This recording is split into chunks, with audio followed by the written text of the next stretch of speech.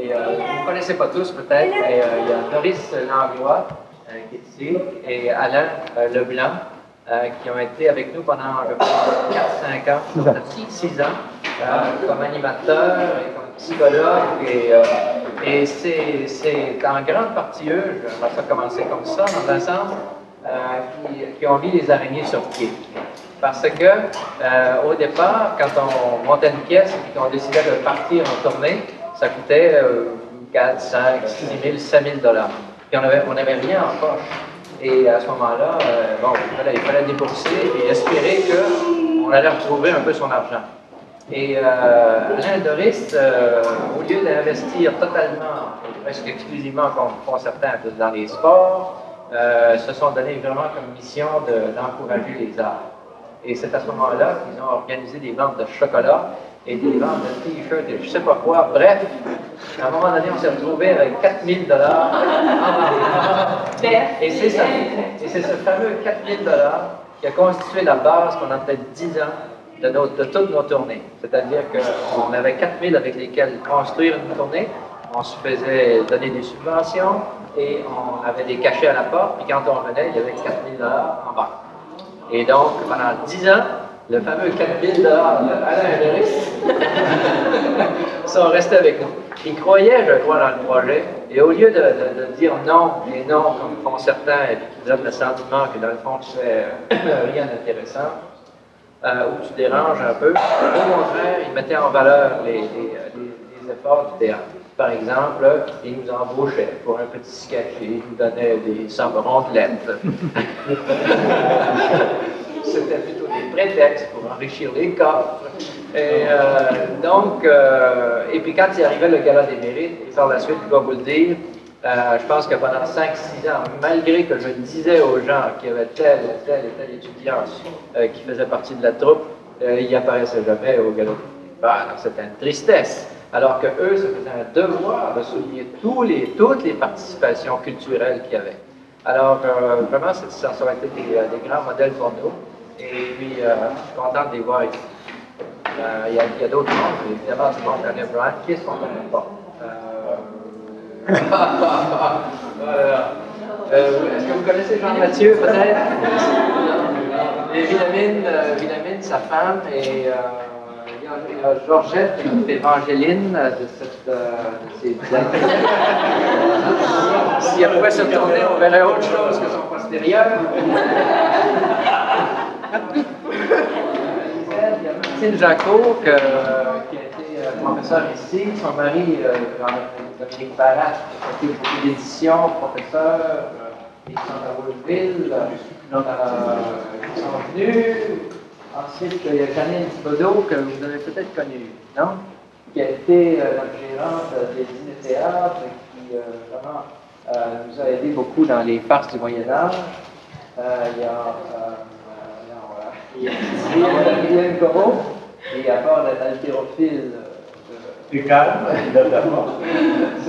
il joue dans Evangeline comme, peut-être il est dans Evangeline comme régisseur, c'est important de voir, et dans la pièce et Christiane Thériault, qui est avec nous autres cette année, dans Les Mille et Evangeline, très content de la voir, elle est au resto, et Simon Thibault, qui est un étudiant depuis 1 an chez nous, et qui joue dans Les Mille et qui fait la traduction simultanée en anglais dans Evangeline, cette année pour la première fois. Et tout le monde connaît Raymond, je pense, Raymond Godel, qui est notre président depuis 4 ans peut-être. Et c'est vraiment un pilier du théâtre amateur ici, un type toujours très enthousiaste et volontaire, très content de l'avoir. Alors, voilà. Tout ce que je veux dire, c'est que les araignées ont commencé peu à peu comme avec cette fonction pédagogique peut-être. Maintenant, je crois qu'il y a vraiment un contact plus étroit avec la communauté, avec du théâtre en parler acadien depuis plusieurs années. Et puis ça, je pense que c'est intéressant.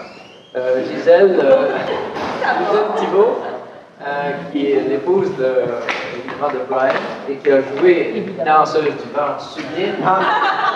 Oui, démonstration. Donc, il a vu la carotte de l'esprit. Que Georgette va tenter d'émuler. Non, j'ai vu le touré là. C'est la femme bourrée. Alors, maintenant, les vrais projets, c'est évidemment, c'est de développer Évangéline pour qu'elle soit viable. Parce que c'est un projet qui coûte cher et qui compte vraiment sur le tourisme. Et le tourisme n'est pas tellement développé dans la région.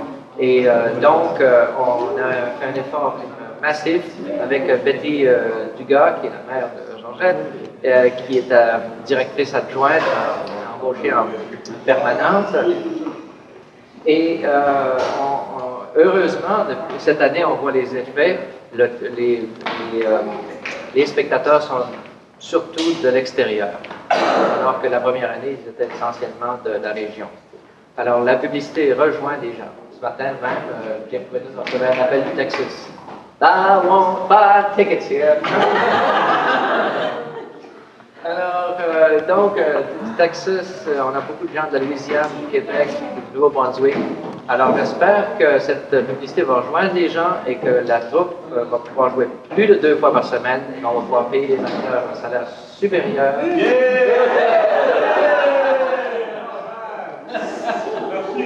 La grande différence que quand vous étiez ici à l'Indoris, c'est que maintenant, ils travaillent seulement pour la paye. Nous allons créer le syndicat. Bon, alors, voilà, c'est tout pour moi. Et je vous souhaite une bonne soirée avec les Béliers.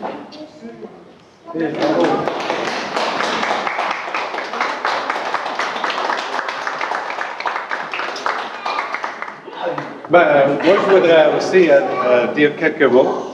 En titre du président des Araignées de Bois-Bois, je voudrais souligner un grand remerciement au Conseil des directeurs qui nous appuie d'année en année. C'est toujours un gros travail.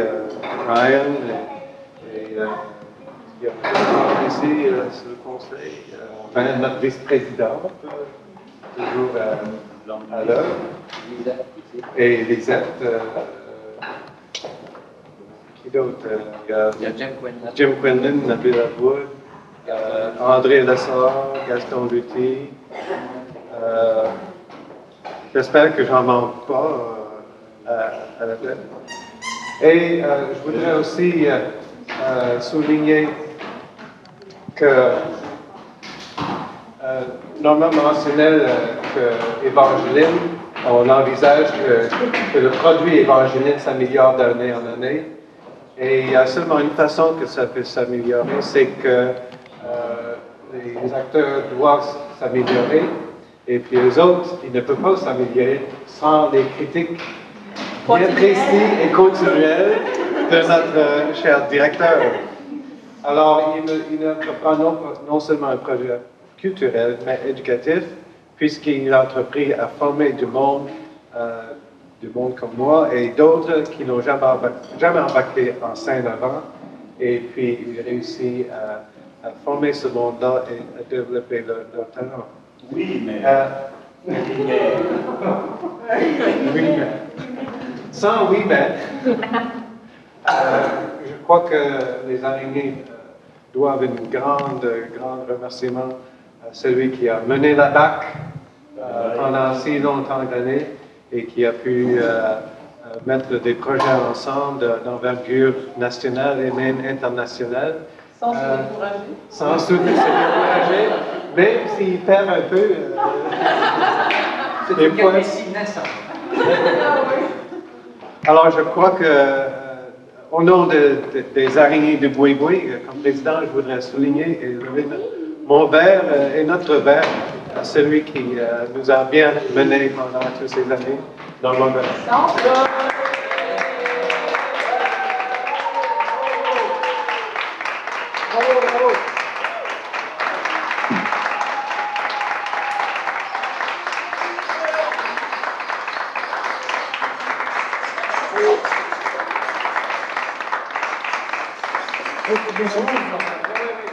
Il y a eu un intérim de 3 ans qui a été assuré par Alain Henris, qui a été bien apprécié.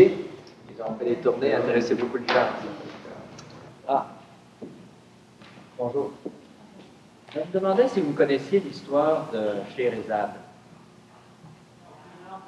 Et pourquoi elle avait décidé comme ça de massacrer une femme par soir, c'est-à-dire le roi Shahriar. Il s'est trouvé qu'il y avait un roi très puissant de Perse qui a eu 2 fils, Shahriar et Shah-Zenan. Et c'est l'aîné, Shahriar, qui a hérité du royaume de l'Inde. Et il a donné par charité un peu à son frère le royaume de Tartarie, à Shah-Zenan. Et un jour, comme ça,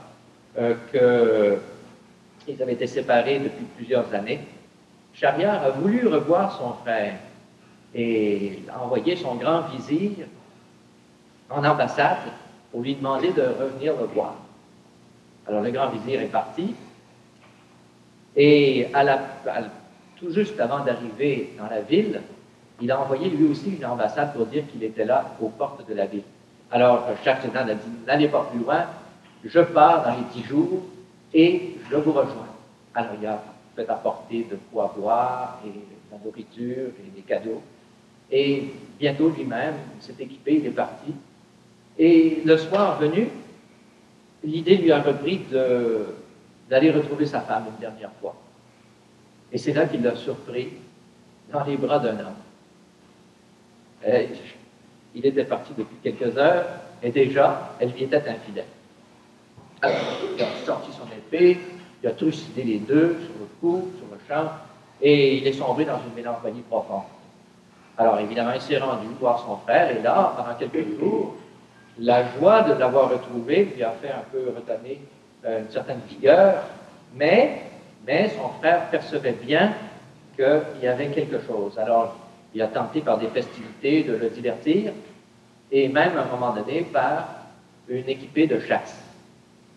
Et Shah-Zenan s'est excusé. Non, je regrette, je ne peux pas y aller. Et c'est ainsi que Shahriar est parti à la chasse et que son frère est resté. Ses appartements faisaient face à ceux de son frère, et entre les deux, il y avait un jardin, et c'est là qu'assis à la fenêtre pour humer le fraisier, il a vu arriver 20 femmes dans le jardin. Et se sentant à l'aise, elles ont commencé un peu à se dévêtir. Aux surprises, 10 de ces femmes étaient des esclaves noirs. Alors, et bientôt, la reine elle-même, la sultane, a appelé Massoud, et d'un arbre est descendu un superbe esclave. Ils ont pris leurs ébats, et je vous dispense des descriptions que vous imaginez, je suppose. Et alors, vous pouvez imaginer quelle surprise, n'est-ce pas? Alors, il s'est dit, mais c'est pas possible. Si toutes les femmes, alors, sont infidèles, pourquoi sombrerais-je dans une profonde mélancolie? Il est temps de manger, de boire, et au fond, de profiter de la vie. Et tout à coup, du tout au tout, son humeur a changé. Et quand le roi Shahriar est arrivé de son équipée de chasse, qu'il a trouvé son frère de meilleure humeur, il lui a demandé, il dit, mais pourquoi? Et il dit, te trouves-tu de meilleure humeur? Non, il a d'abord, je m'excuse, il lui a demandé pourquoi il était si triste. Alors il dit, dispense-moi de t'expliquer ces choses. Non, non, non, il dit, j'insiste, pourquoi étais-tu si triste? Et c'est là qu'il lui a expliqué pourquoi, comment il avait vu sa femme dans les bras d'un autre et comment ça l'avait attristé. Bon, il dit, bien, tu m'as expliqué ça, mais maintenant, pourquoi es-tu devenu si heureux? Ah non, non, cette fois-ci, je t'en supplie, je ne désire pas t'expliquer cette chose. Alors, sa curiosité étant piquée, il a bien fallu qu'il lui avoue que la femme de Shahriar l'avait traité de la même façon. Furieux, évidemment, le roi ne pouvait pas croire. Il dit, il faut que je voie moi-même. Alors, oui, il n'y a pas de problème, on va simuler une expédition de chasse et tu verras. C'est ce qu'ils ont fait, ils ont découvert. Le roi, furieux, a évidemment fait décapiter les amants, et ainsi que toutes les courtisanes qui avaient participé. Et alors, dégoûtés de la vie, ils ont quitté le palais et ils sont allés en voyage. Moi, je ne reviens plus, c'est fini, c'est terminé. Je vais consacrer ma vie à l'errance. Son frère dit non, écoute, faisons un marché. Si on trouve quelqu'un de plus triste et de plus misérable que nous, alors on reviendra. D'accord. Et c'est alors qu'ils se sont, à un moment donné, trouvés sur le bord de la mer et qu'un affreux génie est sorti des eaux, portant sur la tête une boîte. Et alors, effrayés, donc les deux frères se sont réfugiés dans le faîte d'un arbre. Et c'est justement au pied de cet arbre que le géant est venu s'assoupir. D'abord, il a ouvert la boîte et il a laissé sortir une charmante jeune femme qui le tenait dans cette boîte prisonnière. Permets-moi, il dit, de reposer ma tête sur tes jambes et de dormir un peu. Il n'avait pas sitôt fermé l'œil que elle, voyant dans le faîte les deux hommes perchés, leur a fait signe de descendre. Horrifié, non, ne vous effrayez pas. Descendez. Alors, discrètement, elle a déposé la tête du géant par terre et elle les a sollicités d'amour.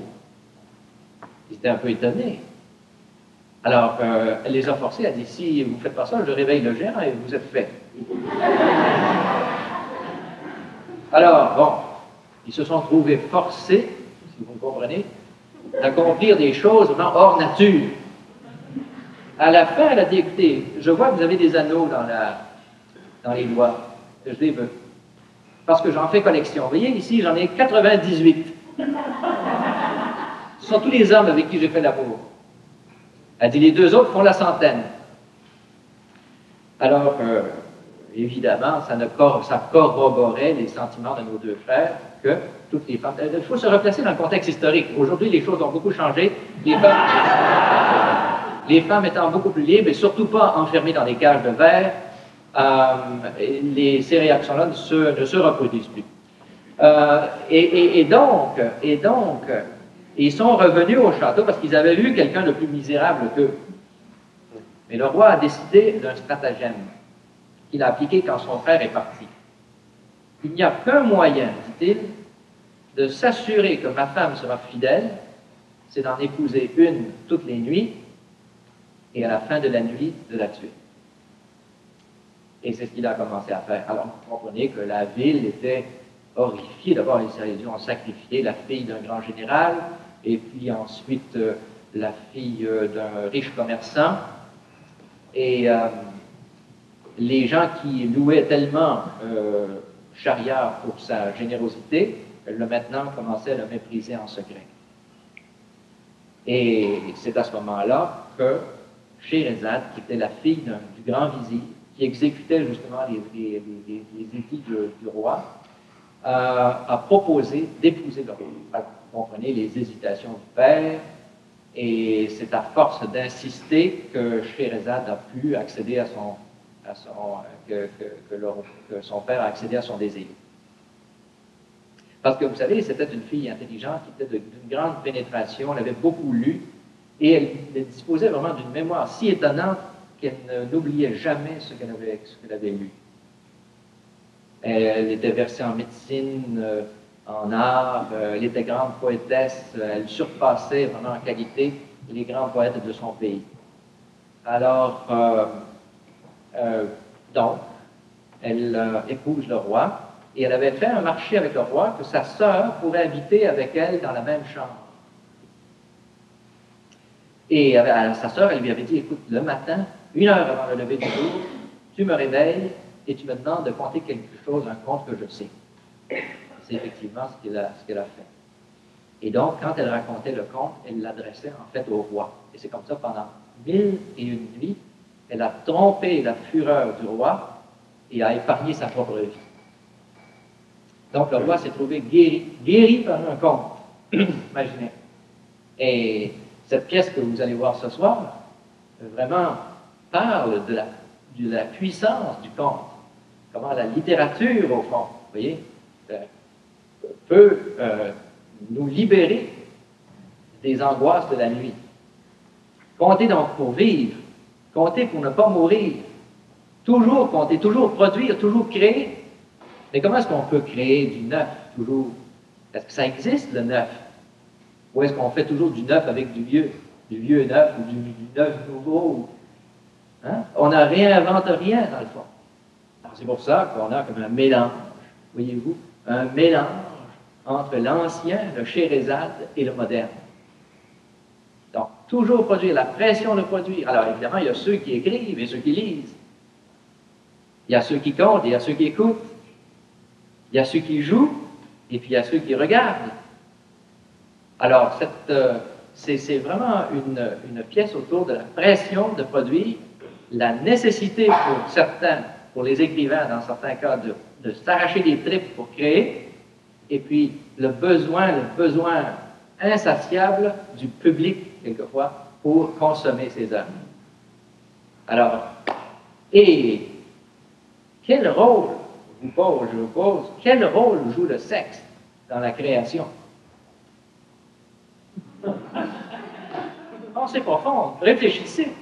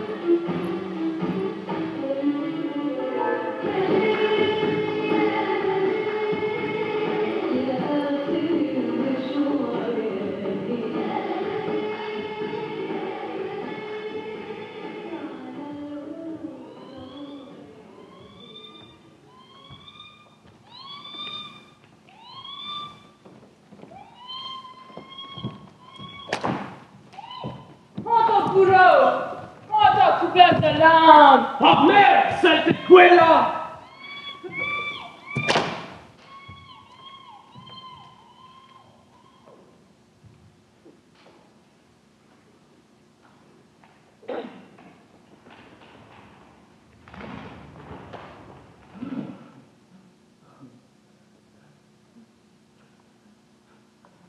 Courage! Courage! J'y arriverai! Encore 285 grammes.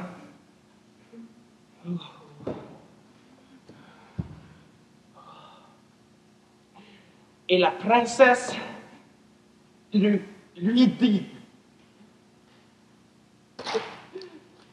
non.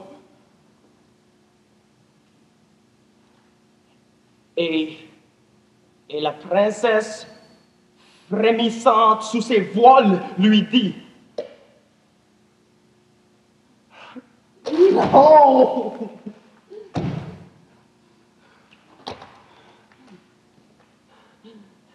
Et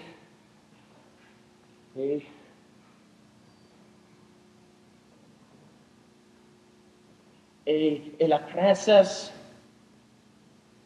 resserrant sur son corps ses voiles de mousseline qui faisaient ressortir l'arrondi de ses épaules, la courbe de ses hanches et la pointe de ses seins, s'approcha du roi à pas lents, semblable à la gazelle du désert qui, incertaine, craignant l'attaque subreptice des fauves embusqués, vient boire à l'eau saumâtre du Rio. Non! De l'Oued, viens boire à l'eau saumâtre de l'Oued. La princesse Scheherazade se glissa contre l'épaule du roi et doucement lui susurra dans l'oreille. Oh.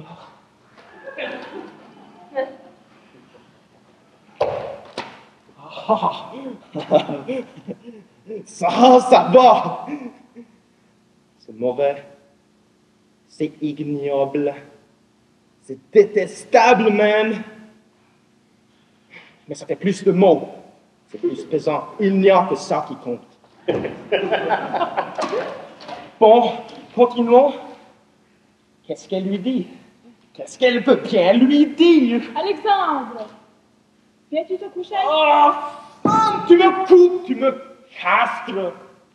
J'étais sur le point de mettre au jour un de ces dialogues qui m'ont rendu célèbre et qui me sont payés 14 piastres et 6 dinars le kilo.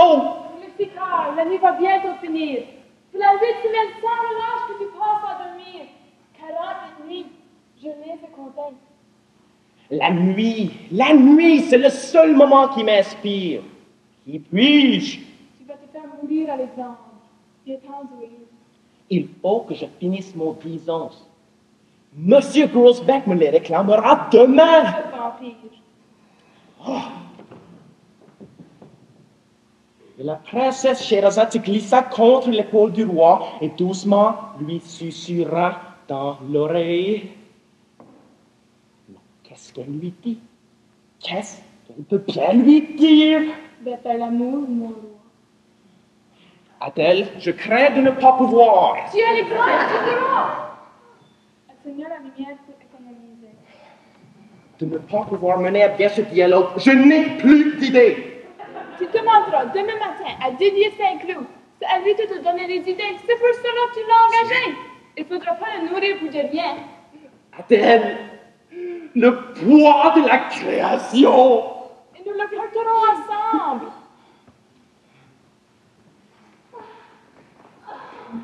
Oh oui, oui. Vas-y.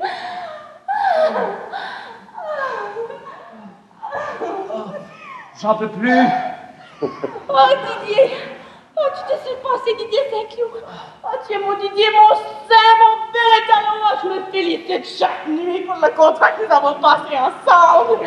C'est toi qui me l'as imposé. Mais faut pas me perdre, darling. Faut pas me te perdre. Il y aurait eu d'autres moyens. Le marché est clair. Je suis conteuse inépuisable lorsque je suis satisfaite. Sinon, ma cache. Eh bien, dis-moi donc, qu'est-ce que la princesse Scheherazade pourrait répondre aux menaces du roi? Que peut répondre une femme à un homme qui la menace de mort? Elle resserre sur son corps ses voiles de mousseline qui font ressortir l'arrondi de ses hanches, la courbe de ses épaules, la pointe de ses seins. Sur cette description, on se débrouille tout seul. Qu'est-ce qu'elle lui dit? Elle s'approche du roi, à pas lents, semblable à la gazelle du désert qui... Bon, c'est déjà fait. Qu'est-ce qu'elle lui dit?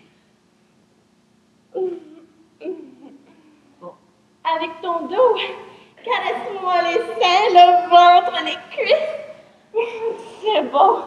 Laisse mon menton se reposer à la jointure de ton omoplate. Oh, que c'est bon, que c'est chaud. Prends tes bras, saisis-moi les fesses à pleine main, avance ton doigt de juillet dans ma craque. Tu penses qu'elle lui dira ça? C'est moi qui te le dirai, toi, dans l'habitant. Oh, Emma, je t'en supplie, grâce. Mais ça ne fait pas 5 minutes. Oh, mais le temps n'importe. C'est le désir, mon beau. Sacrifice. Oh, mais ton sacrifice ne sera pas inutile. J'ai tout préparé dans ma tête.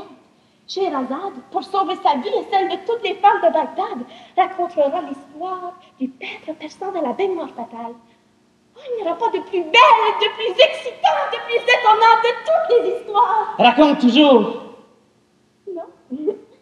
connais notre contrat. Je suis mort. Mort provisoire, comme l'amour.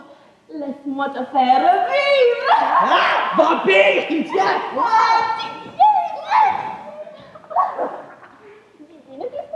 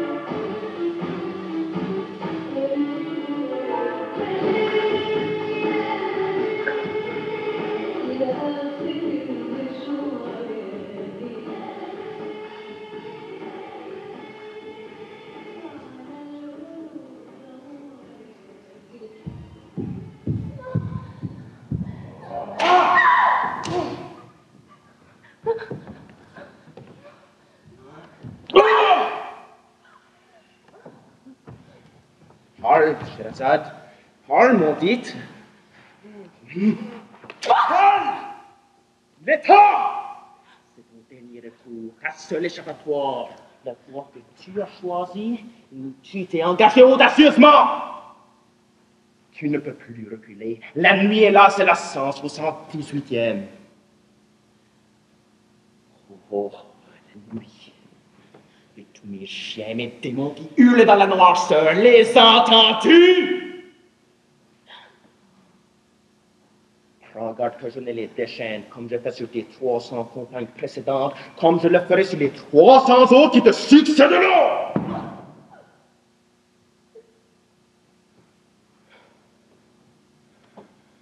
Oh.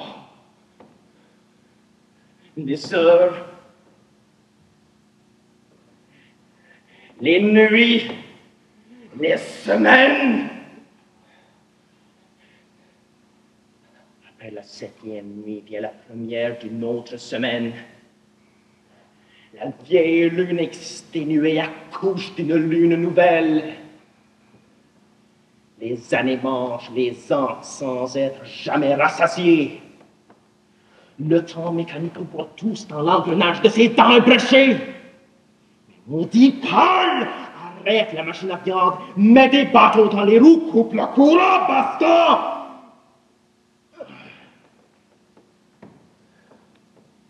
Tous les jours, un primocomètre.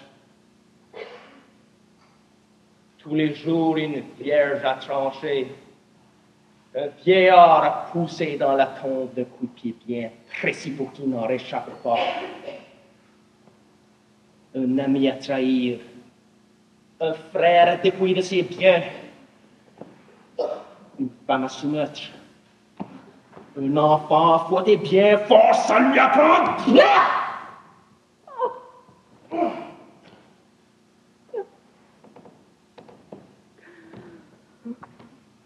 Tout m'excède. Tout m'ennuie. Tout me tanne à mourir. Même ton corps, Scheherazade, ta chair plus brillante que la pleine lune dans la nuit du printemps. Tes yeux en amande, ta bouche de corail, ton cou semblable à celui des gazelles, ton ventre lisse, tes fesses incontestables comme deux melons jumeaux rivalisant de fraîcheur. Tes cuisses, colonne du temple où brillant son fronton, l'œil de Dieu dans son triangle renversé. Rien de tout cela ne peut te sauver maintenant. Ni beauté, ni ta douceur, ni cette joie morbide que j'ai prise, innocente à te violenter. Fais-moi voir des pays incroyables, rencontrer des êtres extraordinaires. Amène-moi sur tes voyages dont on ne peut revenir. Oh, garde l'impossible!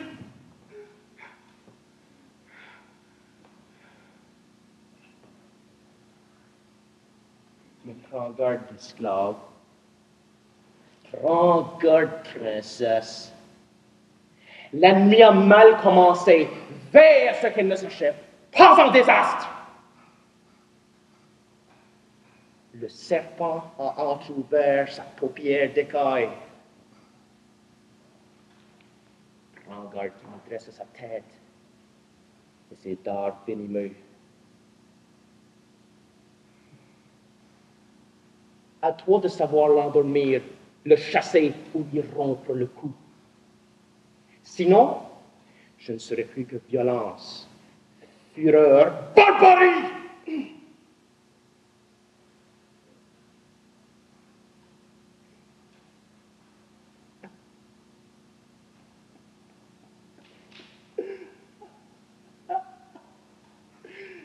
Tu ne trembles pas. C'était vrai. Pourquoi? Je déploierai la panoplie de mes supplices, et tant pis s'ils ne sont pas originaux. Je t'enfoncerai les orteils dans les orbites, je t'arracherai la langue, je transformerai ton volume en surface, et je te ferai rentrer la longueur dans la largeur. Je dis, Sarrazin, je dis maintenant, parle, parle.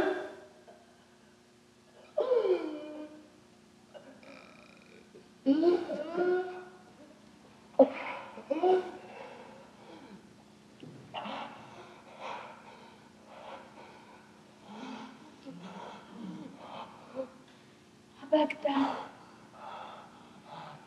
la grande ville, il y eut un roi qui, lorsqu'il sentait venir l'insomnie, se déguisait en commerçant et revêtu d'un manteau sombre, parcourait sa ville pour savoir comment vivaient ses sujets.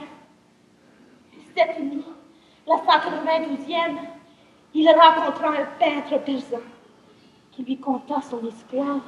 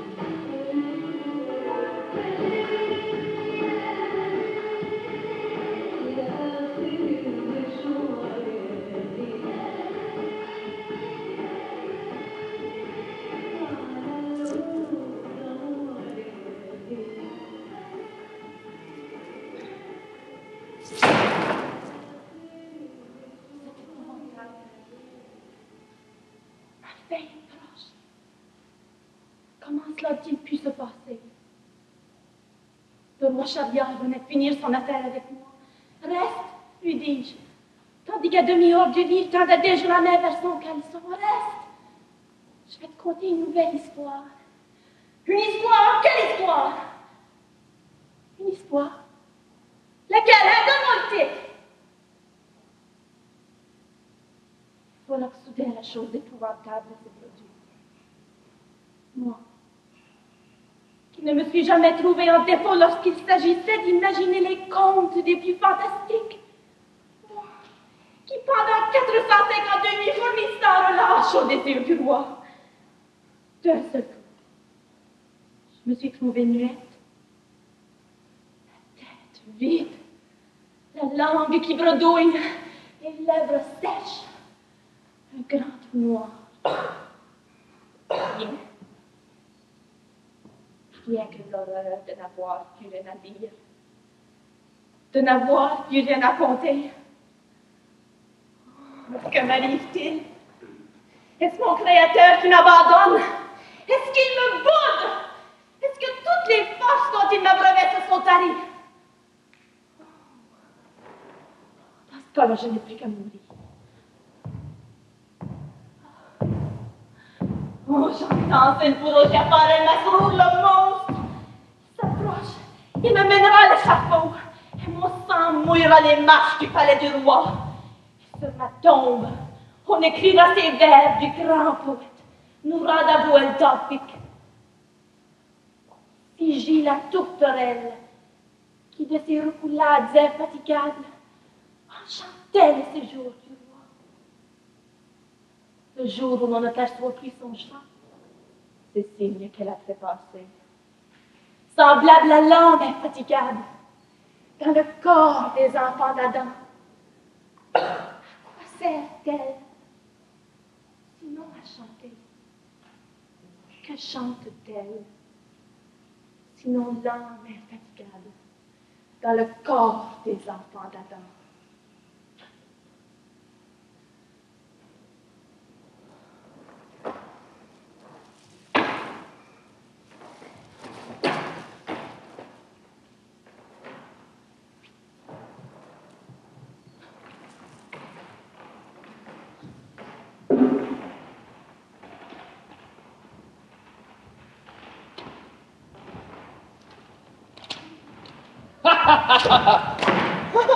Monsieur Grossbeck! Eh bien, Mr. Genius, nous avons pondu un joli petit bébé pour le plaisir de la famille, le rêve au domicile, les délectations des chômeurs compagnons.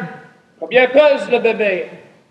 Plaisant, charmant, séduisant, tout doux. Combien pèse le bébé?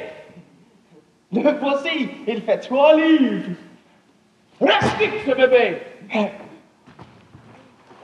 3 livres, comme convenu. J'en veux un de 6, sinon, macaque! Mais où voulez-vous que je les trouve? Faut-il que je m'arrache les tripes? Allez-y donc pour voir, Mr. Genius. Faites-le boire. Gratte! Puis! Gratte! Enlève! Tenez, en voici un paquet! Encore! Le cœur, maintenant! Pas pour le cœur! Gratte! Enlève! Ah ouais! Tenez, il est tout chaud, il fume encore! Ah oui, mais la fumée ne pèse pas lourd. Un peu de cervelle, que diable, un peu de cervelle! De la cervelle, maintenant! Crash! Enlève! Ah oui! Ah, ça c'est bon. Il pleure aux dames. J'emporte le bébé. Attendez, ne vous en allez pas. Vite, mes dinars! Donnez-moi mes dinars! Comme vous êtes terre à terre, Mr. Genius, je vous crois à l'esprit quand même un peu plus élevé. Tenez maintenant pour le bébé. Et la prochaine fois, dans 9 mois, 270 jours, si je sais bien compter, j'en vais un de 9 livres. Sinon, macaque!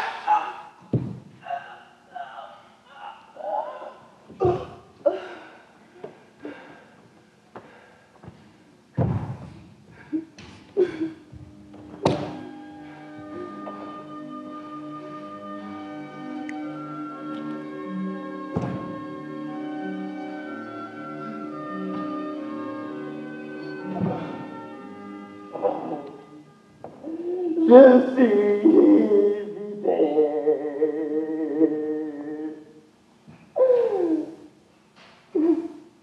Il est au bout de...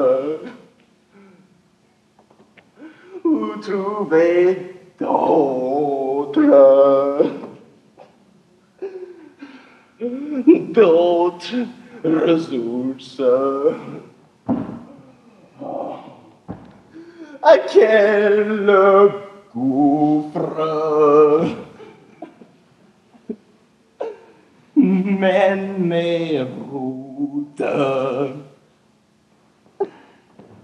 loin des vents et loin des sources. Oh, chienne de vie, il faut...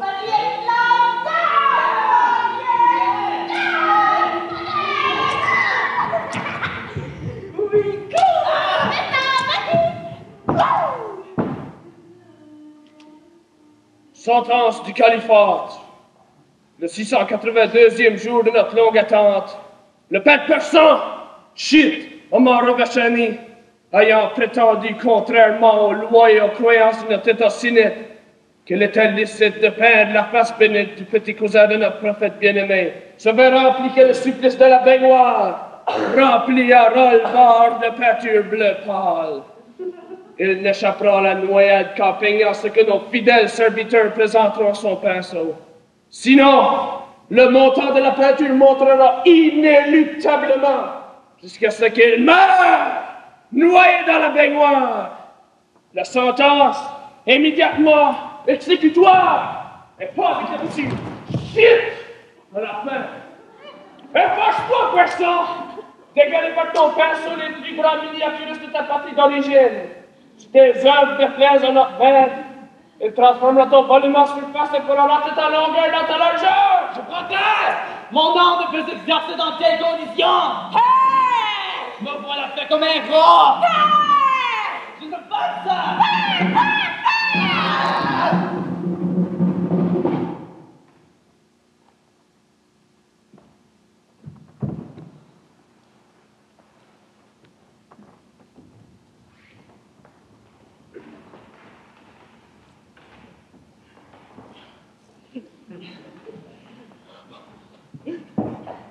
Reprenons. Le roi Shahryar est tout-puissant. En principe, en fait, Giafar le tient à sa merci puisqu'il possède la clé d'or que lui a donnée le roi des Ghouls. Mais Zobéida, la première femme du roi, menace Giafar en faisant enlever sa fille par les frères musulmans. De plus, Zobéida a mis Scheherazade dans le lit du roi pour le faire chanter. Non, elle n'est pas jalouse car elle sait que Scheherazade se rangera de son bord. Scheherazade, en effet, veut protéger le prince Karamal Zaman et le délivrer des griffes de la sorcière Sainte Boudour. Ça ne tient pas debout. Encore une histoire inventée par Didier. Je me fous des histoires inventées par Didier. Je me fous des rois. D'ailleurs, il y en a de moins en moins, ça n'intéresse personne. Didier! Viens ici! Maître, vous m'avez appelé. Oh, tu peux bien le dire, maître! Tu ne penses qu'à ça. Tu ne sais faire que ça! Mais maître, c'est que je le fais, c'est pour nous, c'est pour vous, c'est pour eux, parce que je vous aime. Je haïs à mort! Un crabe, un cancer qui me ronge, un parasite que je nourris de ma chair et de mes tripes. Aujourd'hui, je me venge, je tue.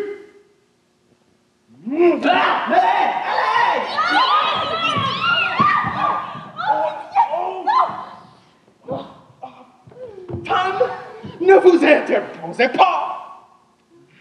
Ne voyez-vous pas? Il a mérité sa sentence. Qu'a-t-il fait? Qu'a-t-il fait? Qu'a-t-il fait? Ça.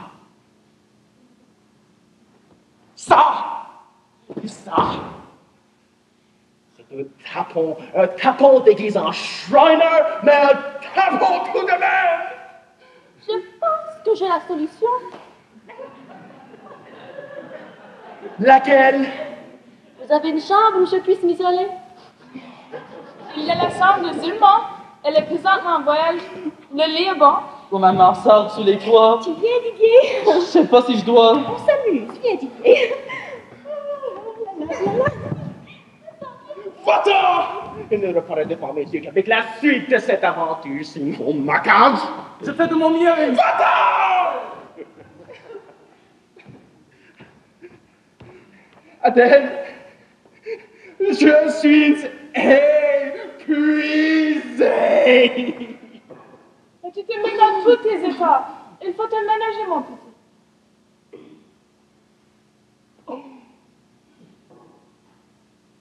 Quel jour sommes-nous? N'est-ce pas bientôt la fin du mois? Ça n'a pas d'importance. Il est l'heure de te reposer. L'heure de me reposer? Tu penses peut-être que je n'ai rien d'autre à faire? Capone! Mais non. Tu me compares peut-être aux moufettes, aux marmottes, aux loirs et aux ours, à Alex. tous ces animaux qui hivernent? Alex. Je ne suis pas Alex! Toujours cette façon de me minimiser. Je suis Alexandre! Et j'ai conquis le royaume des Mèdes et des Perses, et je fais voir mes éléphants dans l'eau de lait du du Gange. Et ils ne la sont pas morts, malgré tous les cadavres calcinés qu'on y jette par charrette et les pustules de scrofules qui s'y baignent. Alors vous pouvez bien le croire, vous, avec toutes vos histoires de Zobéida, Sherazade, oiseau qui parle. Je m'en fous. Je m'en bats l'œil. Je m'en sacre!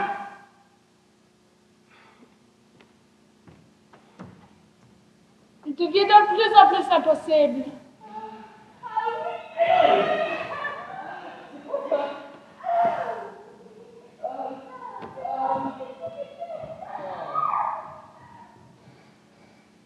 Grâce à Dieu, Didier nous rapportera une solution à nos problèmes. Tout rentrera dans l'ordre.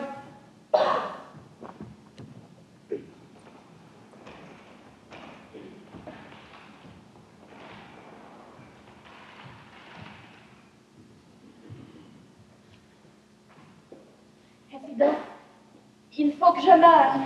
L'ordre du roi est formel. Va, Jafar el-Masrour m'a-t-il dit. Avant que le jour se lève, je veux que les troncs de cette femme soient détachés de ta terre. Sinon, je te ferai entrer ta longueur dans ta largeur. Quand le roi parle, j'écoute et j'obéis. Je rejoins- Fais tes prières! Mais je rejoindrai donc mes sœurs étrangères. Tranchées par la violence des puissants, la reine des Corses et Marie-Antoinette. Qu'elle la m'accueille à son royaume. Ah! Je me remoute, Nejdin el-Bouk! Viens, t'es frère que je t'en prie, adresse mon supplice. Impossible, madame Ébréché! Mais qu'importe, ma chair est tendre, mon cou fragile. Non! Lors que je pratique comme des lois qu'on doit respecter, il faut que j'aiguise ma hache. Oh, mais qu'allons-nous faire? À cette heure, les ateliers du palais sont fermés. Oh oui, mais j'apporte toujours les pommes à pierre aiguisée. Ah, j'admire ta conscience professionnelle. Mais pendant que tu appuies ton glaive, et pour que ce travail ne te semble pas trop fastidieux, je pourrais te conter une histoire qui me revient soudainement à l'esprit. Conte-moi ton histoire. Ça peut passer le temps agréablement. Ah, mais cette histoire, je la raconte que sous le jasmin de la muraille. Allons-y ensemble. Mais pourquoi pas? J'admire l'odeur du jasmin dans la nuit. C'est pendant la nuit qu'il embaume le plus. Allons-y. C'est quoi ton histoire? Pour le moment, nous l'appellerons l'histoire du centenaire vampire.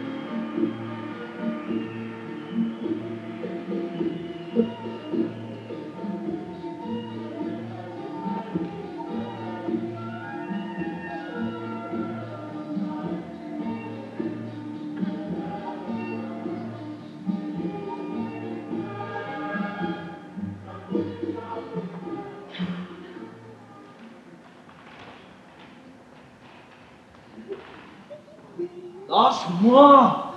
J'ai pas la tête à ça. Oh, mais j'ai rien à faire de ta tête. C'est tout ce qu'il y a dessus qui m'intéresse, mon bon gros clou à tête ronde. Assez? T'as pas vu ça tantôt? Mais j'en ai jamais assez. Je parle pas du sauvage. Je parle d'Alexandre. Tous les jours, il est rempli. Il me presse comme un citron, il me suce, il me vide. En venant chez lui, je pense à m'enrichir, apprendre et grandir au contact du grand Alexandre. Alexandre le Grand. Mais dans sa petite bout, la nuit, il m'arrache de mon lit. Il me prend par le cou, il me claque, il me fout des baffes. Il me prend vers lui, il me prend par le cou, ses yeux tout rouges, tout gonflés de caféine. Oh, c'est écœurant! Et là, il exige que je lui donne la suite et encore la suite de ces maudites histoires. Mais ça fait 796 nuits de 24 heures que j'endure et j'en peux plus. Je suis siphonné, tête à sec, exsangue. Mais pourquoi ne lui racontes-tu pas l'histoire du centenaire vampire? Quel centenaire? Le vieil apothicaire dans la ville de Loudun. Raconte toujours. Tu connais notre contrat. Emma, je t'en supplie, grâce. Sors-moi d'abord, je te conterai tout ensuite. Non. La coupe déborde. Faut qu'on se paie les totems détruits. Lui merci sa tête et toi le cap. Mais- Je ne suis pas l'abreuvoir inépuisable de vos exigences. Mais non, tu es seulement Didier, tu es seulement irremplaçable. On ne peut pas se passer de toi. Viens, Didier. Viens à côté de moi. Viens. Je me méfie. Tu me jures? Oh, je te le jure. Tiens, je me tourne de bord. Ok. Ouais. Viens, Didier. Raconte une histoire. C'était dans la ville de Loudun. Là habitait un vieil apothicaire dont nul ne connaissait l'âge. Penché sur ses grimoires, ses potions, il ne sortait que rarement. Le soir, de jeunes médecins, de jeunes garçons venaient lui rendre visite, attirés chez lui par sa renommée de haute savoir. Un soir, notre héros Denis Saint-Aubin, beau comme un pâtre grec, avec sa peau bronzée, son torse de taureau et son regard brillant. Ah, ok. Abrège, et de l'action, rien que de l'action. Tu en veux de l'action? Oh, dommage, ça commence à faire de l'effet. Pas. Il l'étend sur le lit, lui pompe tout son sang en y ajoutant du beurre et des épices. Il boit son sang, il aime son sang. Oh, il danse une gigue en criant. Dommage de gaspiller une histoire de même. Elle ne sera pas gaspillée. Maître! Oh, Maître! Didier! Maître! Didier, reviens! Oh, Maître, ça y est. Scheherazade, pour sauver sa vie, pour raconter l'histoire du centenaire vampire. Ça se passe dans la ville du Bassorat, près du bord du Tigre. Là, il y a un vieillard, une sorte de lézard arrêté, une momie vivante. Un jour, le prince Mahmoud va chez lui attiré pour sa renommée de haut savoir. Il arrive chez lui et le vieillard lui fait inspirer la fumée qui sort des flacons. Mais c'est un narcotique, ça l'endort. Le vieillard le prend, il l'étend sur lui, il pompe tout son sang, il aime le sang. Tu vois? Ça y est? Tapon suprême. Ah, c'est tapon! Cette histoire, c'est moi qui l'ai écrite. C'est moi qui l'ai fourni à Grossbeck dans une de mes livraisons de l'an passé. Retourne auprès de ta comtesse, niaiseux, et conseille-lui de lire toutes les préliminaires. Disparais de ma vue, sinon je t'écrase, coquerelle. Le calvaire ne s'achève pas.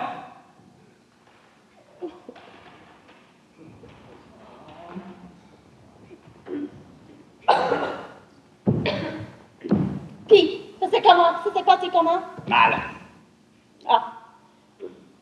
Ben, moi, je m'en vais. Emma, il faut que tu m'aides. Qui est? Pendant que tu faisais une pause, tout nu, là, dans le couloir, j'ai pensé à l'histoire merveilleuse du pendu sur les épaules de sa sœur dans le désert du Far West. Mais, monsieur, il est trop fatigué. Emma, là? Didier, il faut savoir qu'est-ce qu'on veut, hein? Qu'est-ce que tu veux, Didier? Qu'est-ce que tu veux? Mes chaussettes. Ce sont mes chaussettes. Tes chaussettes. D'accord. Tu sais où trouver, hein? Ciao! Emma! On s'est demandé mes chaussettes. Emma!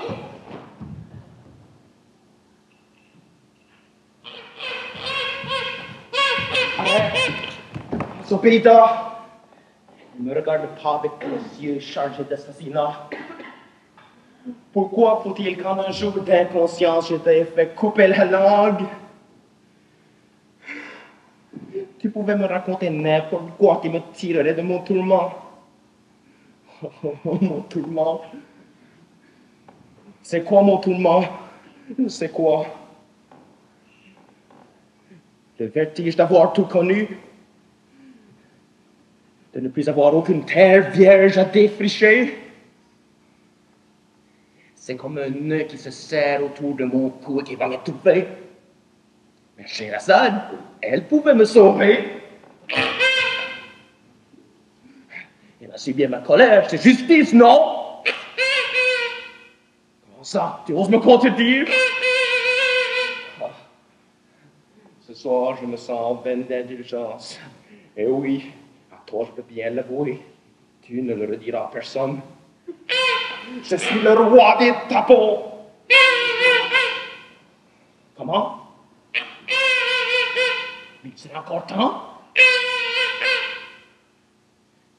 Alors cours, va au bureau et dis-lui que je l'absous, délivre Scheherazade des griffes de la mort sanglante. Ou plutôt non! Ne lui dis rien. Offre-lui plutôt le mouchoir de la délivrance. Cours, vite!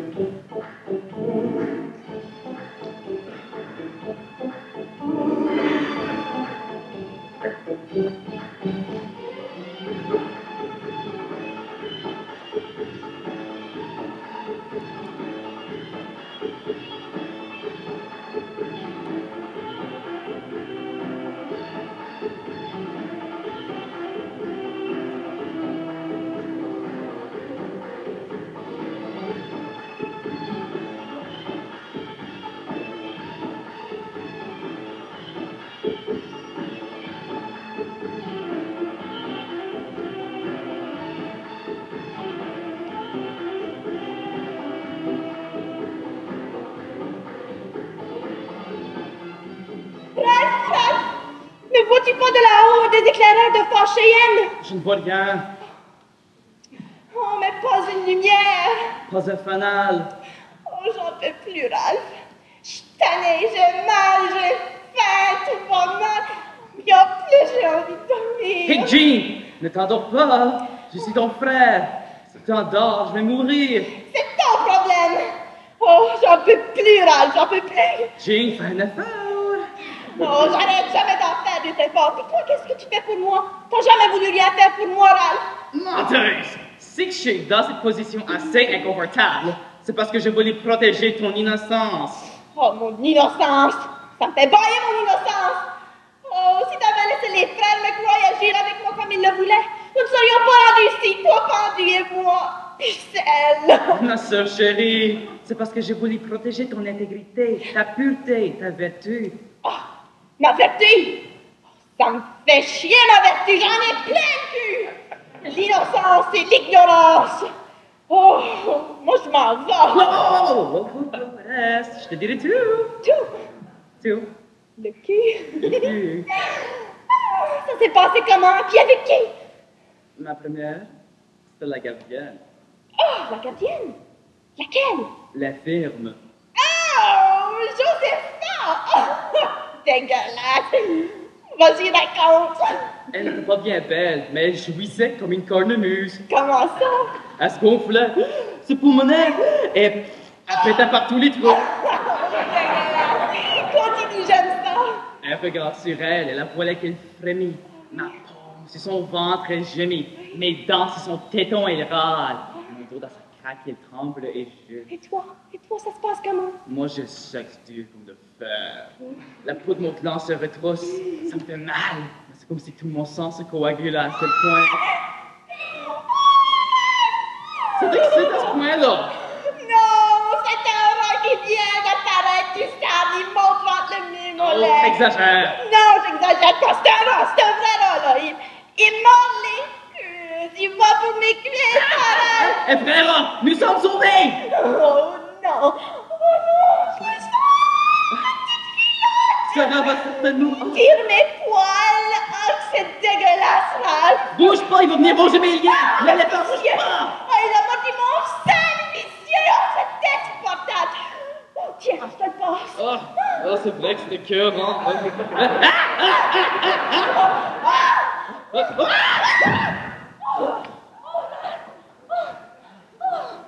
Il l'a rangé! Il l'a rangé! C'est magnifique! Inégalable! Oh! Ah non, tu ne vas pas t'endormir à cette heure ici. Oh, je jette au cactus mon voile de communiante qui me colle à la peau pendant 852 nuits. Baise-moi, enfonce ta bite de pendue dans ma moule. C'est maintenant ou jamais. It's now or never. Oh, l'innocence, je la jette au vent. Et qui s'en lèche les babines. Oh, oui, Ralph. Ça va.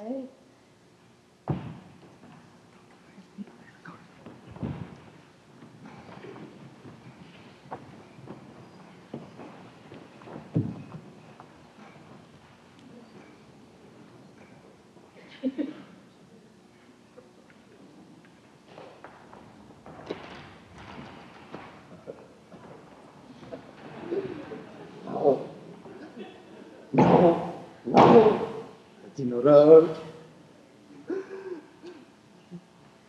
Voilà où me mènent mes pensées de nuit en nuit lorsque je les laisse suivre leur pente. Dans les égouts, dans les marécages, dans les cloaques les plus immondes.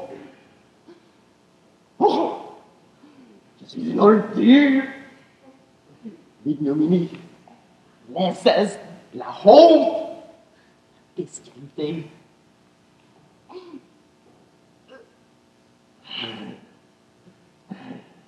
Il y a de quoi pleurer.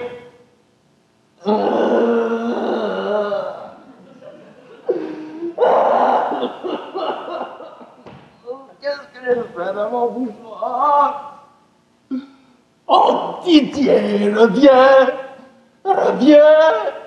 Toutes tes histoires, même les plus stupides, valent mieux que toutes les pourritures qui m'habitent. Oh.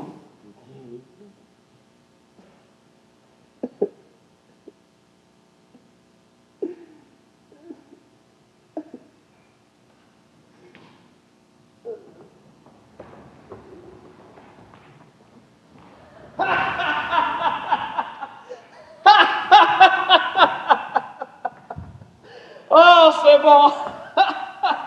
C'est bon, maudit! Oh, ton histoire, et comme tu sais bien raconter ça! Lui qui vous l'a pas!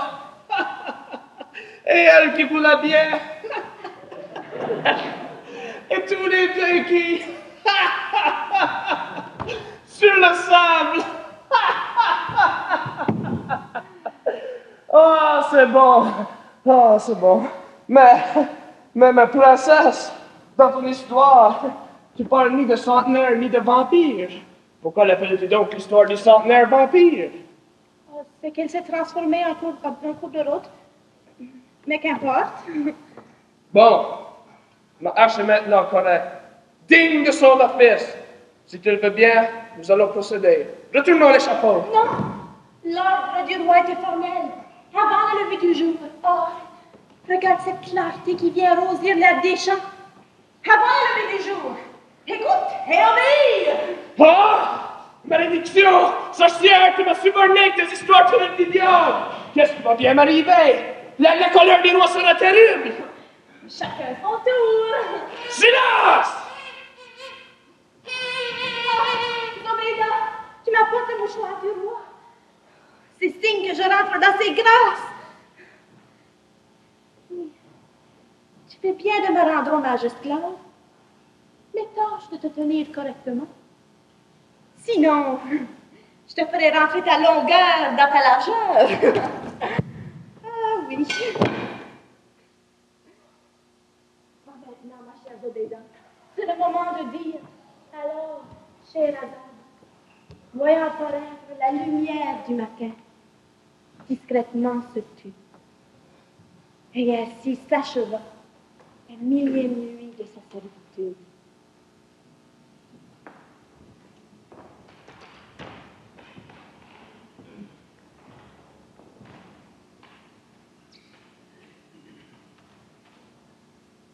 Tu as soutenu le défi, Scheherazade, depuis bientôt 300 nuits, chaque nuit. Tu m'as conté de nouvelles histoires. Celle d'Ali Baba et des 40 voleurs. Celle d'Aladin de la lampe magique. Celle de Sinbad le marin. Et tant d'autres qui ont enchanté mes nuits et donné à mes jours une lumière qu'ils n'avaient pas. Tu m'as fait découvrir des pays dont j'ignorais l'existence. Tu m'as fait rencontrer des personnages incroyables. Ainsi tu as changé mon âme. Ma violence est morte. Quel est ton secret? Veux-tu que je te raconte une nouvelle histoire?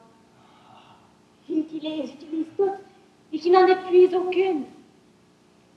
Mais comment s'appelle cette merveilleuse histoire?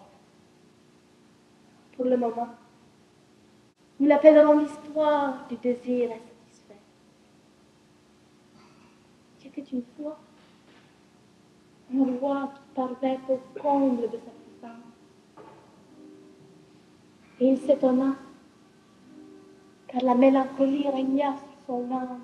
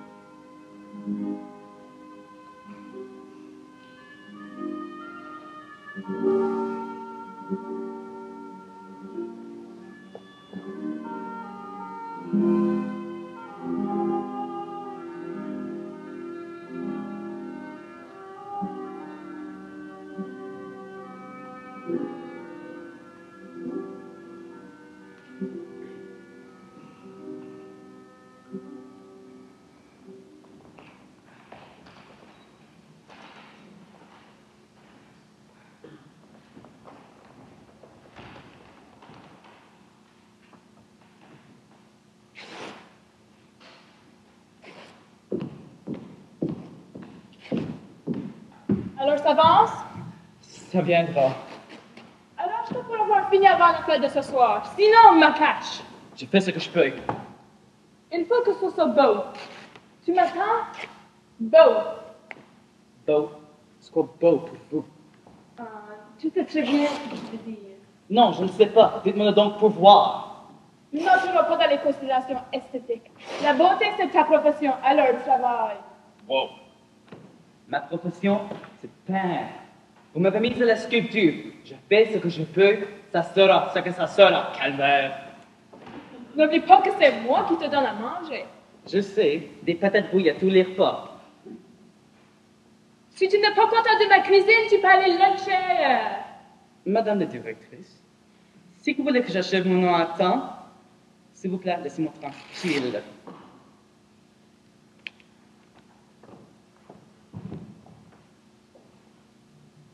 Assieds-toi.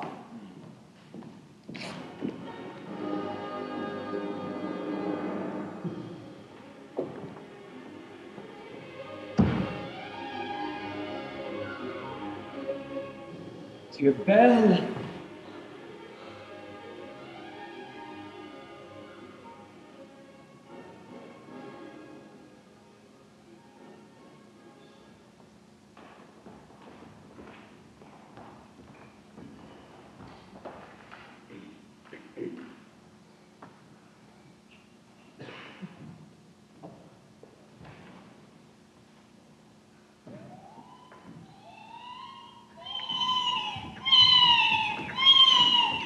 C'est le jour de notre délivrance! Les métamorphoses vont se dissoudre enfin! C'est ça! Ouvre-toi!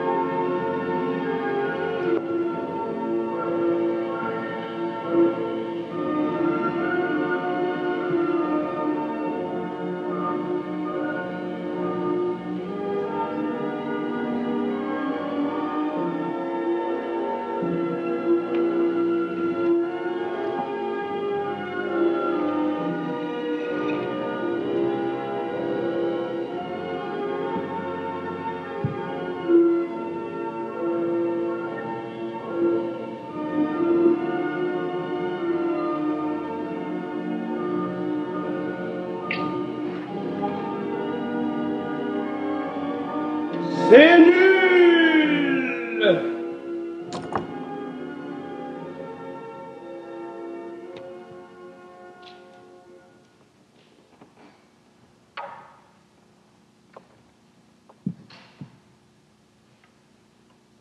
Et telles sont les histoires nommées Mille et une nuits, avec ce qu'il y a en elles de choses extraordinaires.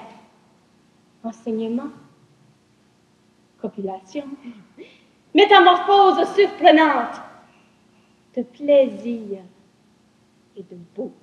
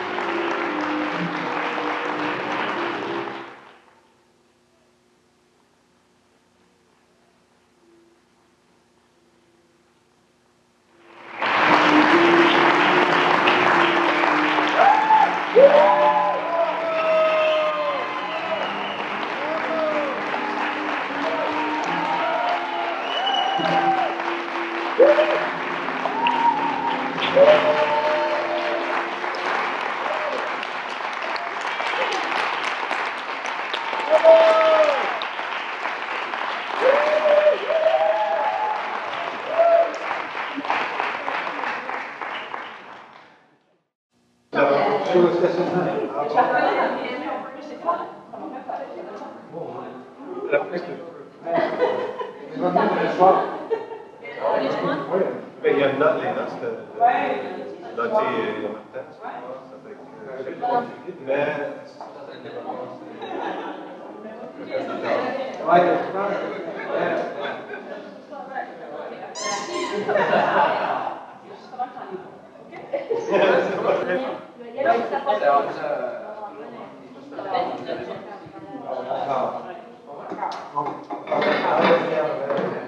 Le Québec, tu fais pas.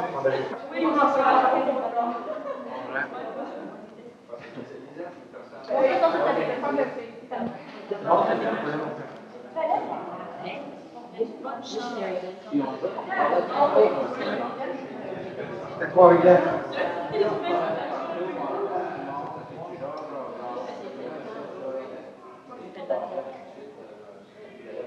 Ça va mieux.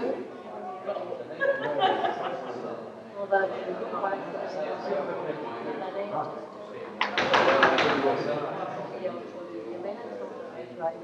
On a pas, on dit des choses comme ça. Chaque année, on peut le faire. Les gens qui sont là, là, vous voulez les progrès se sont faits.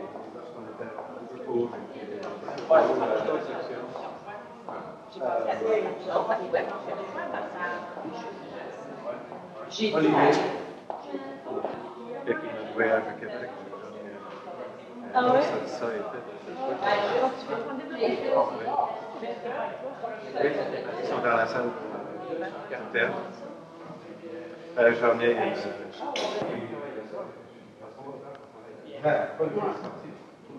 Non, c'est récent.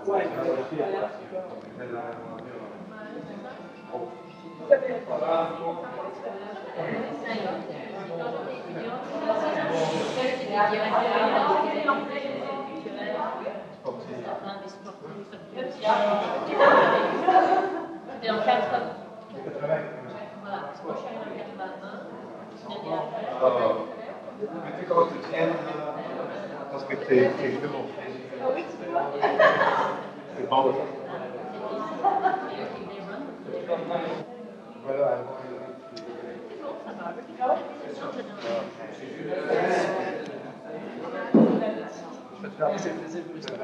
Moi, je l'accepte.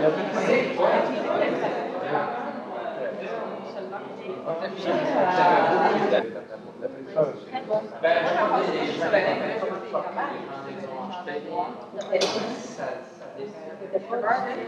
Mr. Bergen. Hey.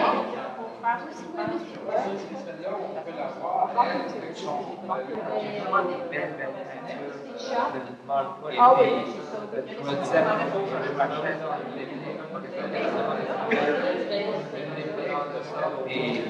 J'avais trouvé dans le cabinet des oui,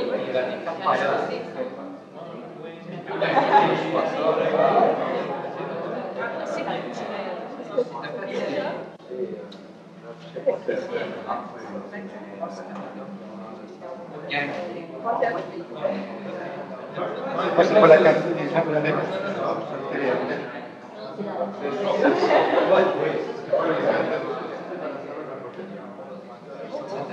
une ancienne étudiante.